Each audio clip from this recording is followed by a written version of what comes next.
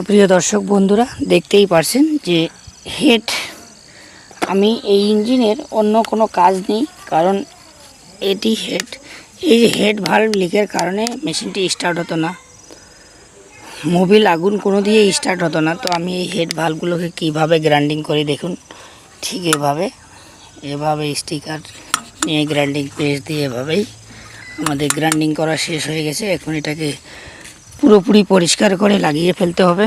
তো দেখতেই পারছেন ইঞ্জিন। তো অনেক অনেক ধন্যবাদ। আপনারা কিভাবে গ্রাইন্ডিং করবেন সে বিষয়ে আপনাদের অবগত অবশ্যই কিছুটা হয়ে গেছে, কারণ গ্রাইন্ডিং স্টিক এবং গ্রাইন্ডিং পেস্টের সাহায্যে এটাকে গ্রাইন্ডিং করা হয়। তো ধন্যবাদ, আগের ভিডিওতে আবার দেখা হবে। আর যদি একটু ভালো লাগে অবশ্যই সাবস্ক্রাইব করে দেবেন, লাইক কমেন্ট শেয়ার করে দেবেন। ভালো থাকবেন সবাই।